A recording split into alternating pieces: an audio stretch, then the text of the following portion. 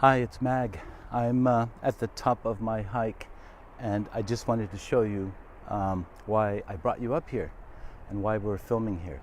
So, I'm I'm only a few feet up, but down below you can see some buildings.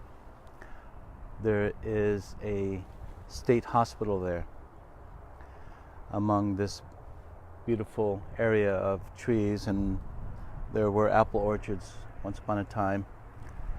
But I am here because that hospital there is a state mental hospital, and May marks the start of mental health awareness. Why is that important to you? Well, we see in the news, we hear about teenage suicides rising. We see many more people depressed.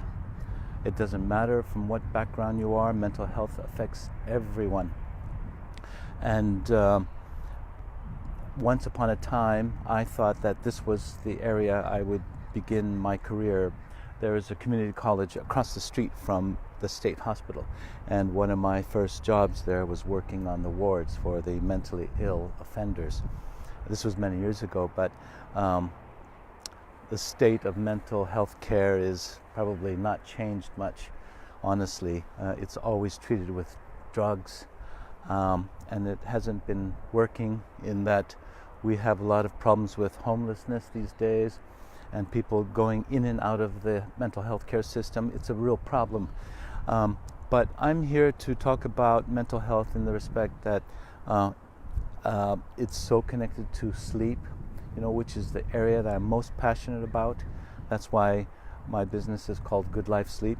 And it's true, it's becoming more true. People are realizing that if you're not getting enough sleep, you're not feeling 100%.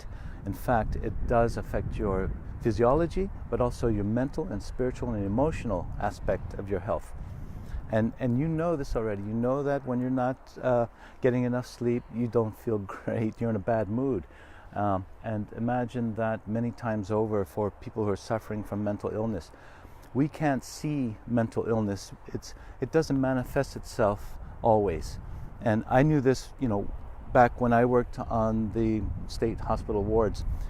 If those people were on drugs, they would look like you and me. You couldn't tell the difference. And it's a very fine line, I used to say, about the state of being mentally well or mentally fit or mentally unwell. And we're seeing more of this in our society today. We're seeing more mental illness, more depression, more suicide, more homelessness. These are serious problems.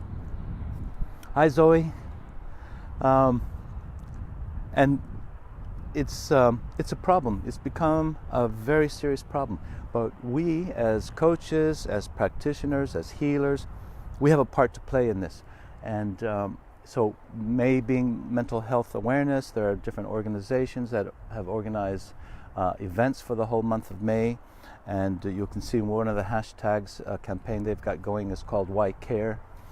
And I also hashtag sleep, because I'll share with an article with you in a day or two about what people are uncovering about how sleep is linked to mental illness. The short of it is, the shorter your sleep, the shorter your life. And it translates into all kinds of physical health problems. As far as not getting enough sleep, it also translates into lots of mental health issues. So mind your sleep, and also find ways to give yourself what makes you happy. And sometimes, for some people, it's just 10 minutes of peace and quiet. I arrived here the other day into the home that I live to look after my parents. And they're having some challenges around their health, but also they don't realize this about their mental health. And that's affecting us also. We're very sensitive to these things, and it's been quite a challenge. Business has taken a second priority. This is my first priority. But as caregivers, you learn that it's really tough. We forget that we need to take care of ourselves first. And that means getting enough rest, enough sleep, getting outside. Take 10 minutes for yourself. These are the things that you could do to improve your mental health. For some people, breathing exercises. Others just want to have fun. If it makes you feel happy, that's great. Eat ice cream. Don't overdo it, but do what satisfies you, nourish you. And when we talk about nourishment, we're talking more than just a physical nourishment. We also need a spiritual nourishment. And some of these things I share in my PDF gift below. So I'd love for you to share it, check it out, and share it with others. Just 5 simple things that you can do to nourish yourself, to care for yourself more, to prevent mental illnesses, depression, to prevent your children slipping into this deep hole. It's important that as coaches and parents and leaders and educators, we share this knowledge with everyone. It's not enough to know about things and facts. It requires first being aware and then doing something about it, right? So do what you can, find that peace, that happiness that nourishes you, share that with others, get your rest and sleep, and be well. All right?